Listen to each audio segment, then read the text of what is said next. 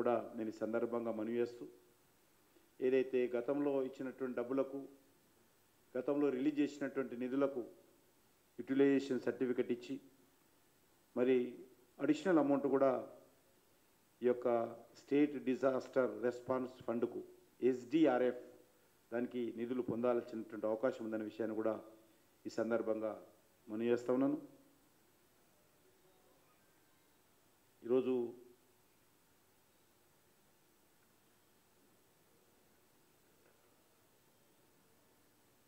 రాష్ట్ర ప్రభుత్వము అవసరమైనటువంటి అన్ని రకాల చర్యలు తీసుకోవాలి.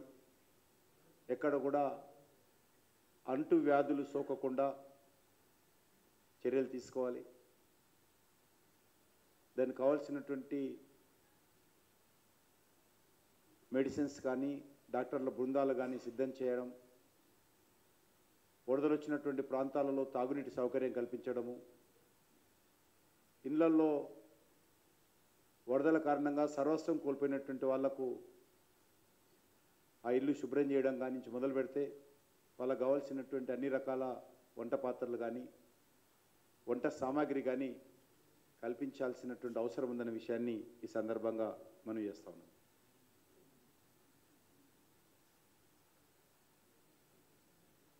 ఆ ఆర్డర్ కాపీ కూడా మీకు ఇస్తాం, అది కూడా ఉపయోగించుకోవచ్చు.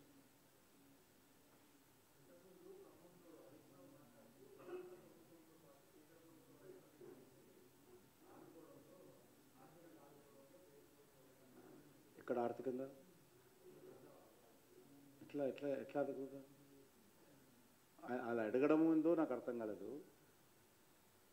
అంటే క్లియర్గా కేటగిరికల్గా రాష్ట్ర ప్రభుత్వం దగ్గర డబ్బు ఉంది, కేంద్ర ప్రభుత్వంది డిజాస్టర్ ఫండ్ కింద కేంద్ర ప్రభుత్వం నుంచి డబ్బు ఉంది, ఖర్చు పెట్టుకోవాలి. తర్వాత కేంద్ర బృందాలు వస్తాయి, దానికి సంబంధించినటువంటి నివేదికలు తీసుకుపోయి ఇచ్చిన తర్వాత అడిషనల్ ఫండ్స్ ఇస్తారు.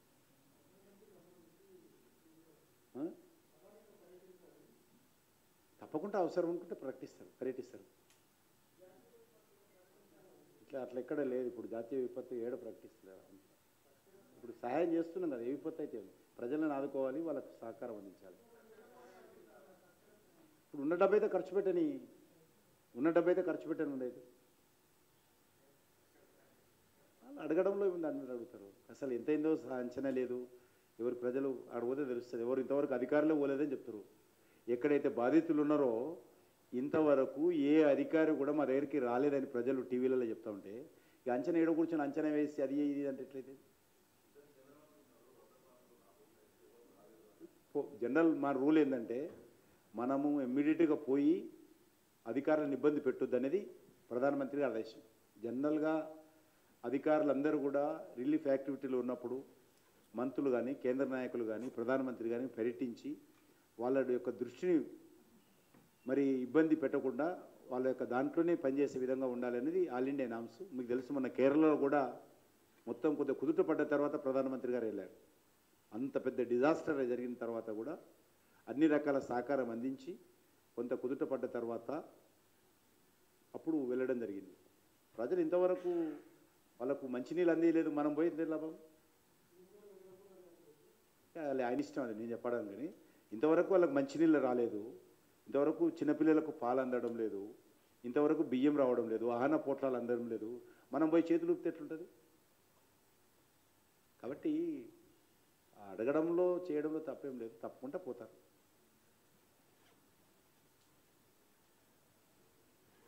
ఇంకా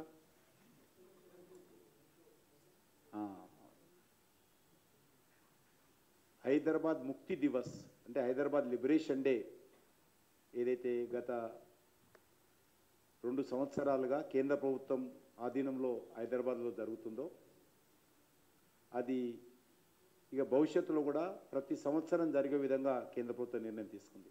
ఈ 1 సంవత్సరం 2 సంవత్సరాలు continuation process. Every year independence day 15th August, republic day 26 జనవరి ఏ రకంగా జరుగుతుందో హైదరాబాద్ లిబరేషన్ డే కూడా సెప్టెంబర్ 17th కేంద్ర ప్రభుత్వం ఆధ్వర్యంలో జరపాలని కేంద్ర ప్రభుత్వము ఆదేశాలు ఇవ్వడం జరిగింది. అందులో భాగంగానే ఈ సెప్టెంబర్ 17th కూడా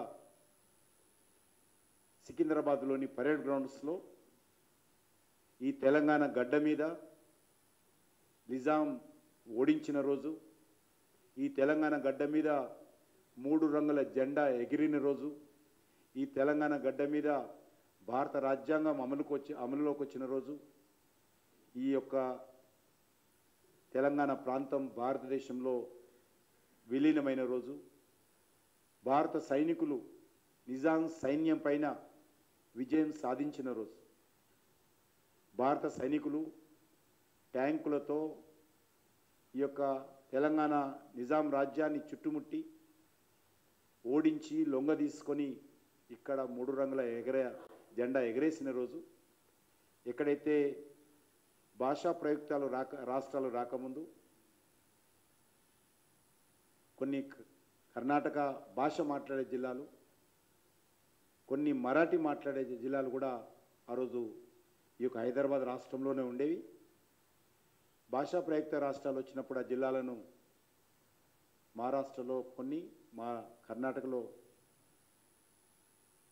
కలపడం జరిగింది.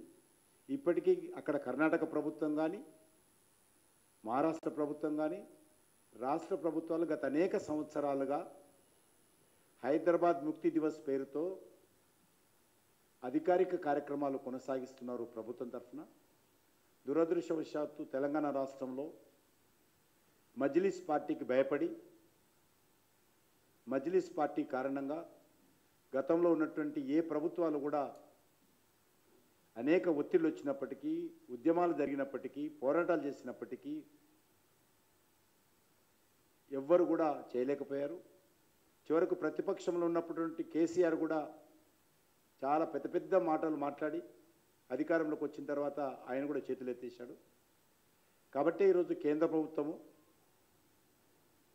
చొరవ తీసుకొని కేంద్ర ప్రభుత్వం ఆధ్వర్యంలోనే ఈ ఉత్సవాలు నిర్వహిస్తూ ఉన్నాం. రాష్ట్రంలో అధికారంలోకి వచ్చిన తర్వాత ప్రతి గ్రామంలో ఉన్నటువంటి గ్రామ పంచాయతీ పైన, ప్రతి గ్రామంలో ఉన్నటువంటి ప్రభుత్వ పాఠశాలలపైన రాష్ట్ర వ్యాప్తంగా పెద్ద ఎత్తున ఈ యొక్క ఏదైతే 15th ఆగస్టు స్వాతంత్ర దినోత్సవం, 26 జనవరి గణతంత్ర దినోత్సవం జరుపుతామో అదేవిధంగా అదే స్థాయిలోని ఈ యొక్క సెప్టెంబర్ 17th ఉత్సవాలను కూడా భారతీయ జనతా పార్టీ జరుపుతుందని అనేక ఎన్నికల్లో కూడా హామీ ఇచ్చాం. అప్పటి వరకు కేంద్ర ప్రభుత్వం ఆధ్వర్యంలో జరపాలనే నిర్ణయాన్ని అమలు చేస్తూ ఉన్నాం గత 2 సంవత్సరాలుగా.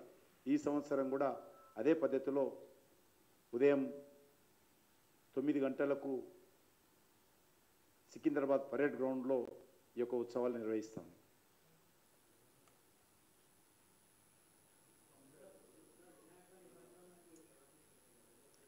చాలా సంతోషం. ఏదైతే 1948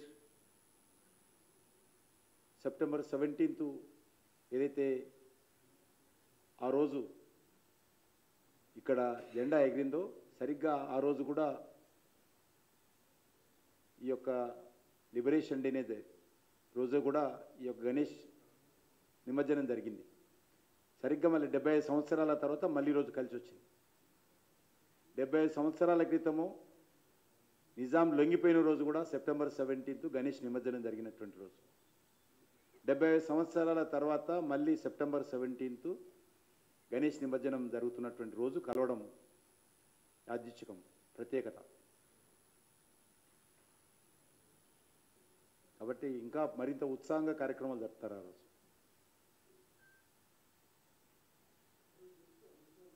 అమిత్ షా గారు, ఇప్పటికైతే అమిత్ షా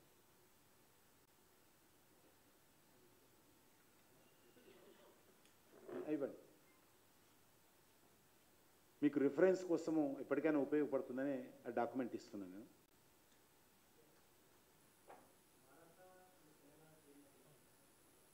ఇంకేమనుకోలే, రేపు మీటింగ్ ఉంది, రేపు ఢిల్లీలో, రేపు నిర్ణయించి పిలుస్తాం.